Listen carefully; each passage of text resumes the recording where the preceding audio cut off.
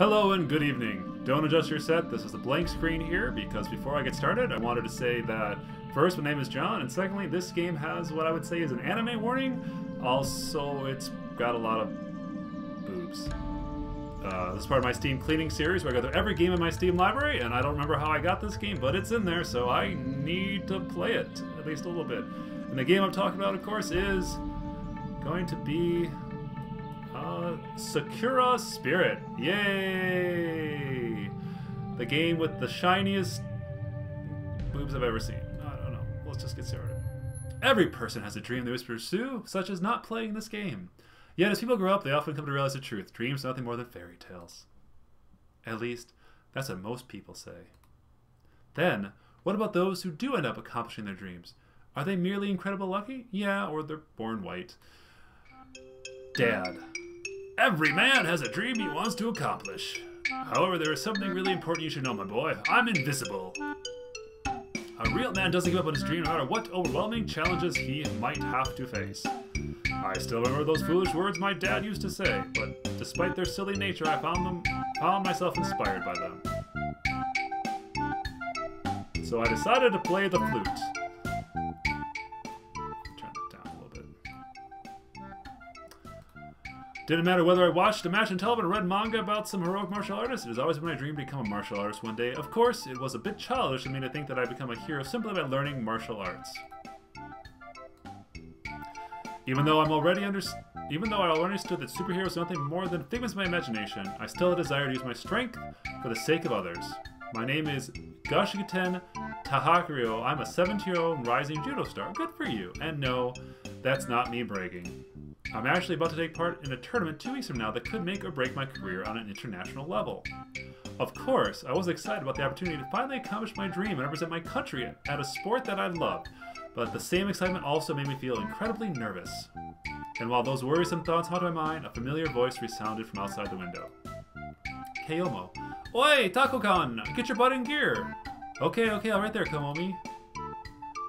Not wanting to keep Komomi waiting, I quickly dashed to the front door to let her in, not even realizing that I was still in my pajamas.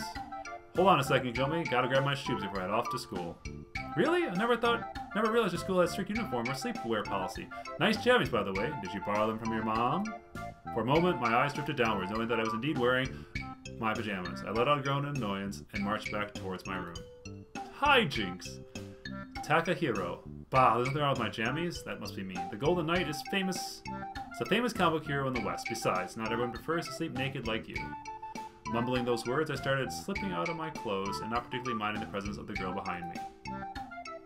Kayomi, that only happened once. You know very well I was super hot that night, and geez, warm me before you stripped naked in front of me, you idiot.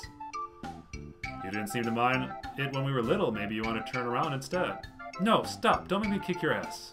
I decided I had teased her enough and quickly pulled on my pants, proceeding with the remaining few items of clothing before I suitably dressed for school. Besides, I had a reason for being so distracted. You've been distracted a lot lately. What's going on with that hollow skull of yours? Whoa, buddy, don't be nice. It's that upcoming match. I have no idea how anyone can remain calm when an international career is at stake. I wouldn't be surprised if I had made enough doomsday scenarios to fill up the apocalypse genre. Oh right, the judo thing. I'm sure I'll do fine. I've seen some of your matches and you kick butt. And of course, we start every line here with prepositions. If you're really worried, you could always pray. Pray? What, don't tell me you don't know. It's one of the school's legends, apparently. There is some shrine out in the forest that if you pray to it, brings you good luck. Ichiwan-san said that his sister prayed the night before his exam and she got a perfect score. A shrine that brings good luck? Sounds a little bogus to me, but at this point I'm willing to try anything, I guess. I'll ask Ichiwan-chan about the location. I'm not exactly in the mood to get lost in the forest and end up in modern-day Tarzan. Well, whatever. If you do go looking, at least send me a message, let me know. And will you hurry up? We're gonna be late again! A hero is never too early, nor are they too late. They arrive precisely when they're needed. Are you cribbing off of wizards from Lord of the Rings? But for the sake of avoiding tension, let's hurry. Ah, there we go. That's a wizard, not a hero, genius. How can one person be such a sports nerd and such a geek at the same time? Because people are multi-dimensional? Let's not forget Casanova and Man of the Year candidates bits. They're important details. I doubt you qualify for either of them, Pajama Boy. Anyway, let's boldly go where everyone has gone before. To school. Ugh, nerd. Several hours later, we finally arrived at school. No, no. Later that day, I finally got the chance to talk to my classrooms about the location of the shrine that Kayoma had mentioned earlier. Gym was the last thing on the schedule today, so once people got ready to go home, I approached the guy. Hey, Ikechama, is it true your sister discovered some shrine that she said to bring good luck? Ooh, let me guess, you want to date her? Well, even though I did have to admit she's very attractive, I'm afraid she's already going out with someone. Not to mention, you're not her type. I already have my hands full dealing with the Como. You can keep your sister yourself. Jokes aside, I'm interested in that shrine. Did she mention where she found it? I don't know where there was anything near the forest except for the dojo. Oh, well, she said something about it being near the river and quite high up. To be honest, I wasn't paying too much attention when she was going on about it. I mean, she was wearing this top and it was tight and, dude, that's your sister. Stop. Seriously, I don't need to hear the details, and I doubt anyone else is interested. So do you know anything that might have... do you know anyone who might have heard about the shrine? Classmate, are you guys talking about the lucky shrine out in the forest? That's the one and only. According to Ichiwana's sister, there's supposed to be one near the river. I don't know about that, but there's a fiery girl at the Sakura dojo who knows more about it. Wait, are you talking about Aria-sama? The tall, realistically strong, and super scary? That's the one. Oh, in that case, I can still be helped. Takahiro-kun, I know where that place is. Of course you do. We both do. You want to just tag along, don't you? I don't think Aria-senpai would appreciate you visiting her with the usual tricks in mind. Do I need to remind you what happened last time you tried to peek at her after she finished practice? Blood, sweat, and tears. Shut up. I don't need to peep on ladies. That's slander, you know. I should sue you. I would never look upon Aria-sama's glorious body in any state of nudity. Oh, so you haven't seen her naked yet? I've seen a bit of side boob, but the hole I found didn't really let me get a good view of. There we go. Someone called the cops. Ichiwan is a peeping Tom has confessed. I playfully patted Ichiwan's shoulders. I turned around, grabbed my bag in the process, and prepared to leave. Thanks to the tip, Ichiwan. I'll let the judge know where you were most helpful during the interrogation. This is unfair. I was coerced. I won't say another word until I speak to my lawyer. Several hours later. Once school was over, I decided to take my chances with a little bit of intel I had managed to obtain from my classmate. The memory serves me right, Aria-senpai will be practicing at the dojo today. Of course, I knew her. She was a judo student like myself, but for whatever reason, she'd been refusing to compete in any tournament for a while now. Aria-senpai, are you around? I shouted her name as I parked my bike, looking around for any sign of the girl. Ha! Ya! Hoo-yah! Fellow students, follow the shouts and you will find her. I grinned briefly as I was seeming in the middle of practicing serious motions, almost as if she was fighting an imaginary opponent. Perhaps now was my opportunity to surprise her a little. I snuck closer, making sure to make a little noise possible before I reached a hand towards her shoulder. Hiya! Feeling Hannah's shoulder, Ayuri reacted, grabbing hold of my hand, and with a loud grunt, she shifted her weight, curling and tipping me over her shoulder. You got what you deserved. Didn't have time to brace myself for the impact before the ground like a sack of potatoes. Ah, yeah! No one sneaks up in the great Kanachi area. Oh, Taka boy. I didn't realize that was you. I'm sorry. Are you okay? Kunochi, more like Tasmanian devil. That throw didn't have a shred of mercy in it. Ah, there's no mercy in the ring, Taka boy. Better that you learn that now than in 2 weeks' time. Let me guess, you want to do some sparring, don't you? Actually, I came here to ask about something. But I guess a little sparring wouldn't hurt. Oh? What did you want to ask? We got all afternoon. I could do with a bit of a break anyway. Where to start? You used to take part in the big important matches in the past, right? Didn't you ever get nervous before going into the ring? Oh yeah, huh. This one time, I got so nervous I hid in the kitchen cupboards until my dad found me and dragged me out to the car. Of course, that was when I was like 8. Well, obviously I can't go hide from my match, but one of my friends made the stupid suggestion that I go and pray or something. Honestly, at this point I'll do anything to calm my nerves a little. Taka boy, are you sure about this? You mean the match? Of course I am. I'm practicing judo ever since I was old enough to walk. This is my chance to finally represent this country and the sport I love. Aria seemed to think for quite a long time, and while tapping her jaw with the finger, eventually she snapped her finger and grabbed me, holding me tight. Alright, I'll tell you the way to the shrine, I know, but it's going to require more than simple clap your hands and bob your head. You need to give something to the shrine, something of value. Guess I'll think something before we get there. Thanks, senpai. I appreciate the help. Oh, no. Taka boy, we're not going with you. I've got training to do. Besides, you gotta take the step by yourself. I can draw you a map and show you an easy way to get back here, but you'll be on your own. You're not tagging along? Not even a little? Afraid so, Taka boy. Let me grab some paper and I'll draw the map for you. After Ayura's return, quick preparations were made. I followed the directions noted on the map. Surprisingly, it wasn't all that far. However, the hint on how to find my way back, just in case I got lost, was a bit sketchy. Just looked down, able to see the roof of the dojo from anywhere on the hill. The forest in the dojo was my first challenge to overcome. A narrow path coiled along the trees. A nearby was the river Ichiwana's sister has mentioned. I followed Arai's scribbles with a bit of skepticism, but after an hour or so, I finally arrived at the supposedly legendary shrine. The shrine itself seems surprisingly well maintained despite being in the middle of nowhere. It made me wonder if someone could be secretly living there, perhaps a secret martial arts master. The thought of a hermit living in hiding within the shrine in order to prepare himself for an upcoming battle between good and evil started to dwell in my mind. I guess it's too good to be true. I sighed in annoyance at the fact that aside from the shrine itself, the grounds surrounding it seemed completely abandoned. There was no way anyone could be living there. From time to time, I decided to focus on the reason behind my visit. It only took a few moments before I gathered the courage to approach the building. Once inside, I found a rather fancy-looking altar set at the back of the room.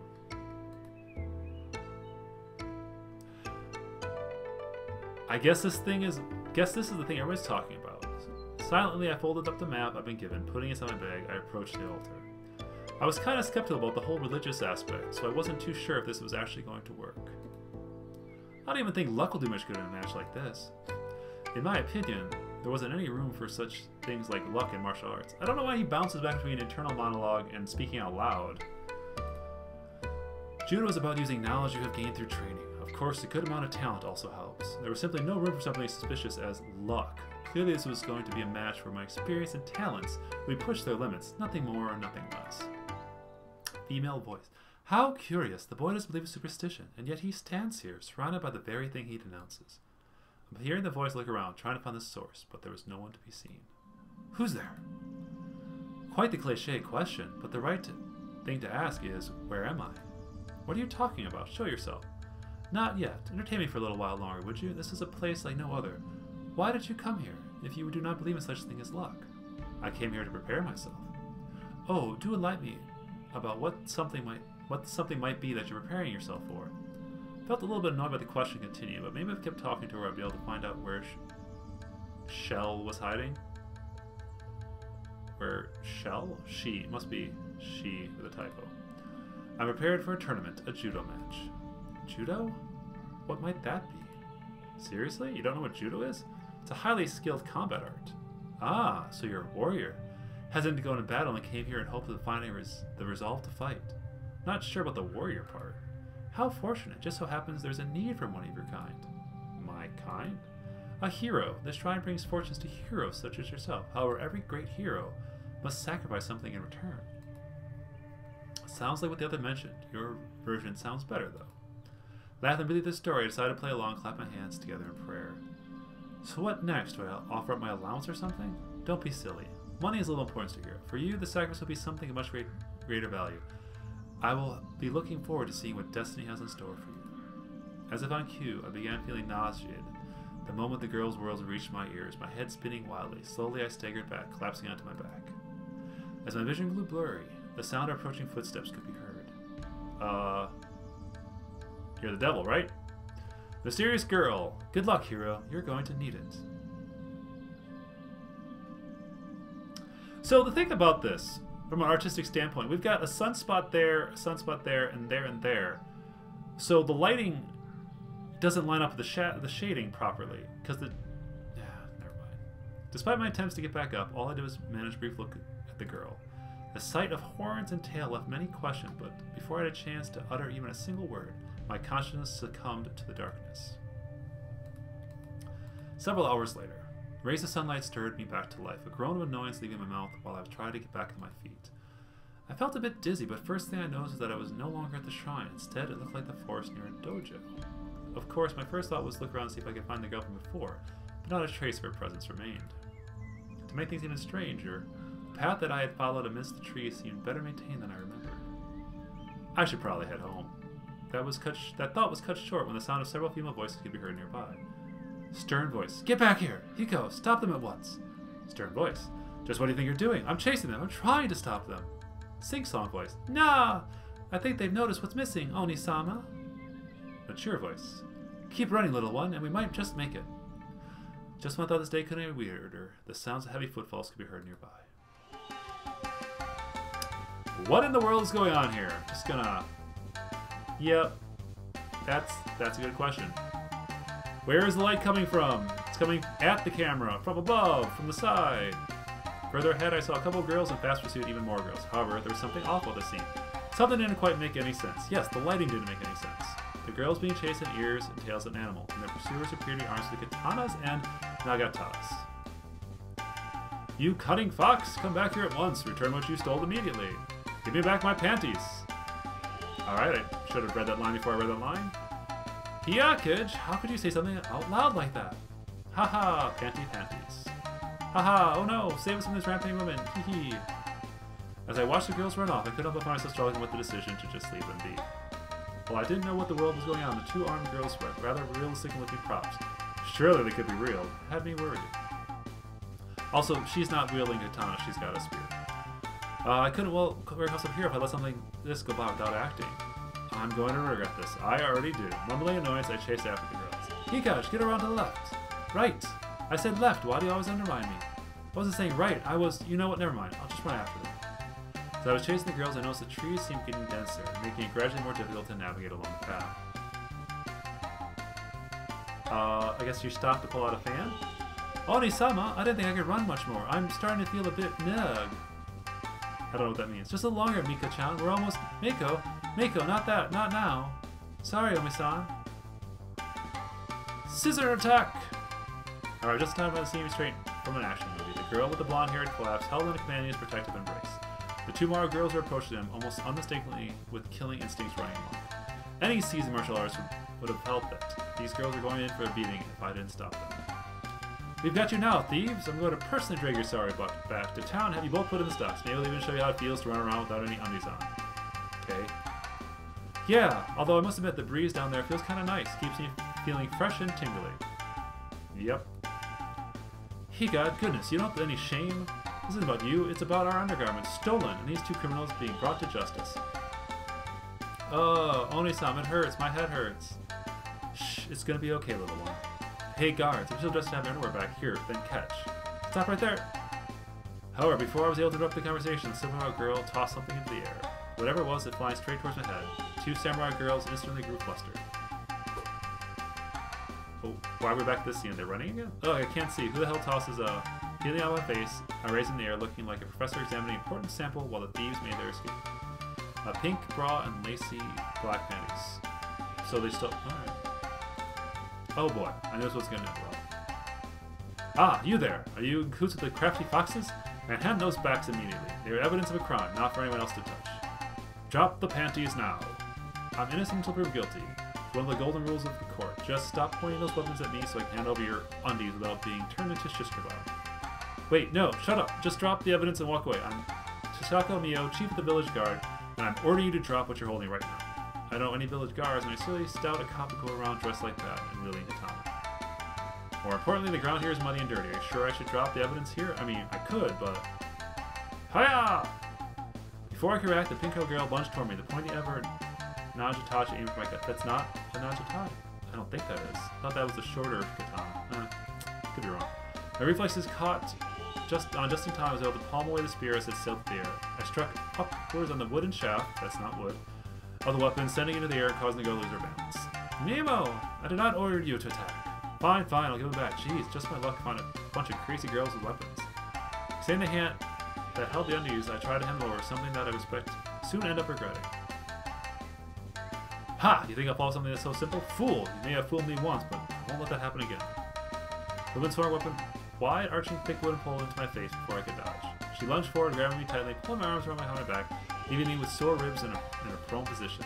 I could have fought back, but I figured I would only lead to more fighting, with the possibility of being stabbed. I decided to remain passive. The sword-wielding girl stepped forward and grabbed the silky underwear from my hand triumphantly. Huh. Your methods might be crude, but they did good results, Hikage. Tie him up, we'll bring him in for questioning. He probably knows those pesky thieves are hiding. Right! And people wonder why criminals want to resist arrest at all costs.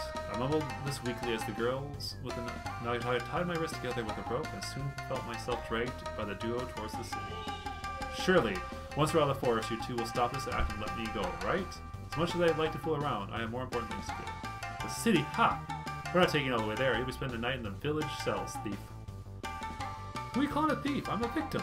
First, I get the enemy's tossed in my face, then I gotta deal with physical abuse, and now there's accusations. Besides, there's no village around this part. It's a city, you know.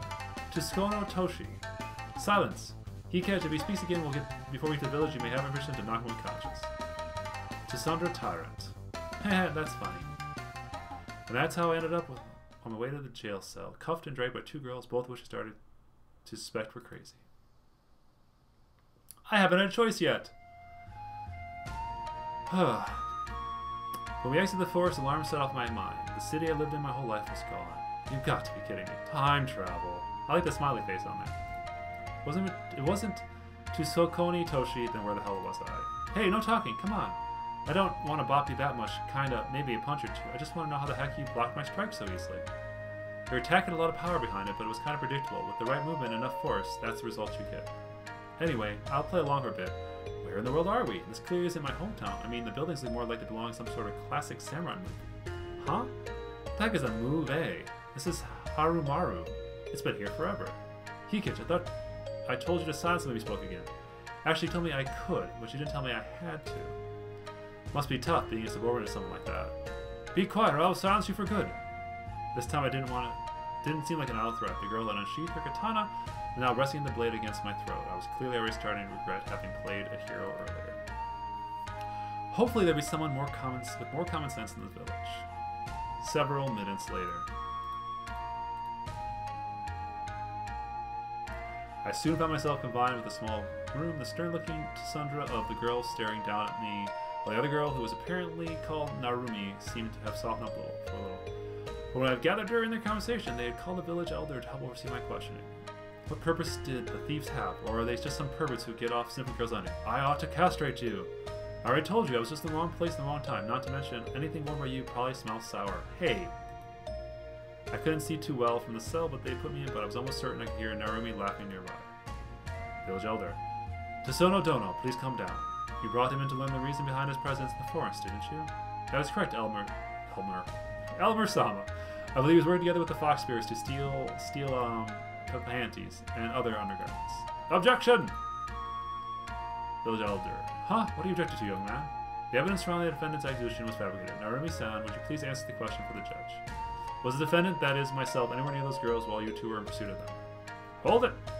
Just who are you calling a judge here? Lower your voice, I will strike you down. Hey, Mio-san. Maybe the whole angry accusation thing isn't working. This guy clearly isn't a bandit. We could just ask him what he was up to in the woods. He had a valid reason, then I'm sure. If not, then clearly panty thief, and we'll use him as a punching bag out in the yard. Finally, and here I thought this was about becoming a turnabout case. I sighed deeply, partly amused by my own act despite the seriousness of the situation. Who would have ever thought mimicking characters from games and movies would end up getting me in trouble? As long as I didn't become an ace prisoner instead of ace Taito, I guess, things would hopefully turn out for the better. A wise idea, Narumi-chan. How about you start by giving us your name? Gushiken Takahiro.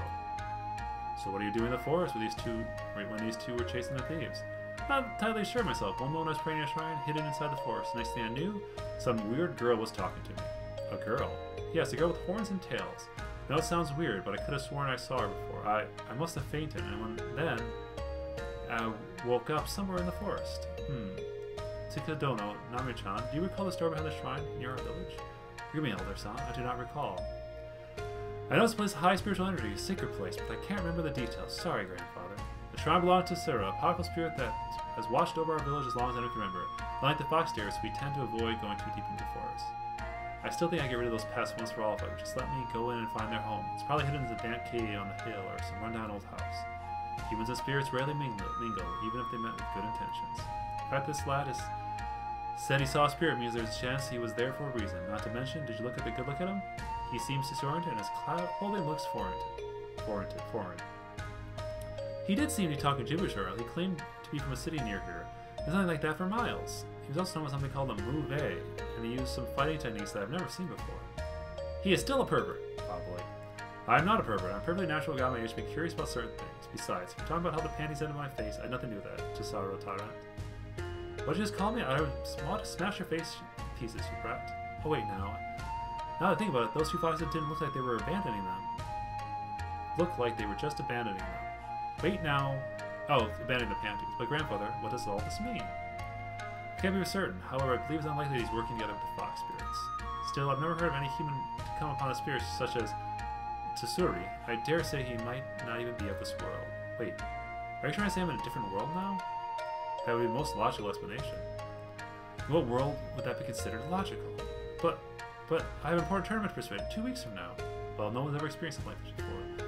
We'll have to think of how to deal with you, or if it is possible to get you back to your own world. In the meantime, a night in the cell won't hurt. He did assault the village guard, and he did resist arrest. He can stay here until he rots for all I care, but I expect Elder will wish to have a talk with you soon. If you could, I'm going to clean myself off. I suggest you the same. I would take offense for applying a stink, but that was one hell of a run. The fox spirits run fast. If you still want to know more about the techniques, Sakura-san, if you do happen to stick around, I might want to go a few rounds with you. It's not like I'm going anywhere for the night.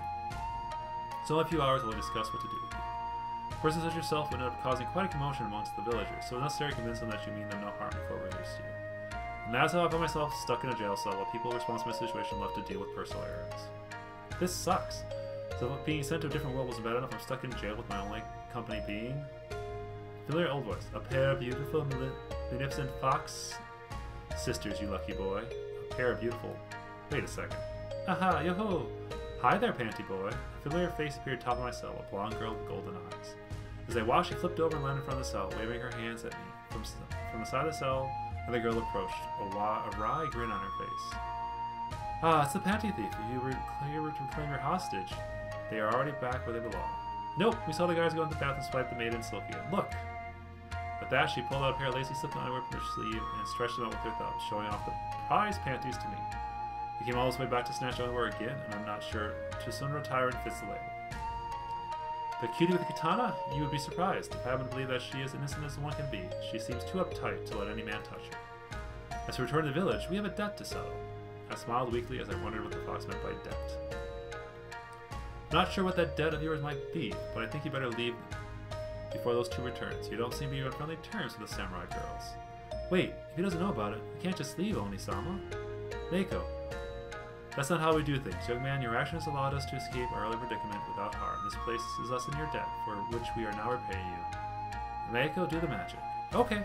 Young girls walked forward and placed her hand on the lock of the cell. She began mumbling something I couldn't even begin to understand, and her hands began to glow brightly. Different worlds, girls with weapons, now fox girls using magic. Next on the list, I'm going to find a talkative magic sword and end up destined to save the world. That said, I was curious to see what the magic would do to the lock keeping in prison. Ha! The glow flared for a moment before quickly fading. There was a hiss and then a sizzle and the lock dropped to the floor as a mess of melted metal.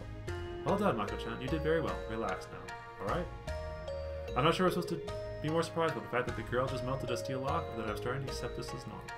The level of magic extraordinary, Mako-chan, is quite gifted. But I said we are here to settle our debt. If you would like, we can escort you back to the forest where we first encountered you. I do, however, suggest that you decide quickly. The guards are not bathed for long. I should know I observed them for a while. Well, I don't plan on sticking around, so I'll gladly come to you back out of here. Maybe I'll be able to find my way back home. Lead the way, P.B. Tammy.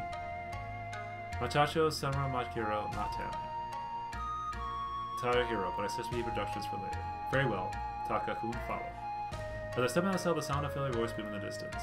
Thieves! Crafty fox left the maniacs! I'll skin you alive! I think that scared Q to get out of here. And with that, the three of us started out of prison. Alright. We're 30 minutes in, I haven't had a choice, so I'm gonna go... I can't... Can I do auto? No, let's just keep going until we get a choice.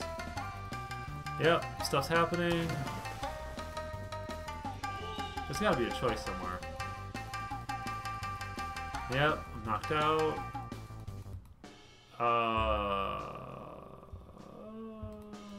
Yeah, that's his anime. I don't know what happened. I'm not reading this. I just want to know if there's a choice. Just want to know if there's a choice. I don't want to have to edit this. Just tell me, is there a choice? Is there... No? Alright. Well, that has been Sakura Spirit.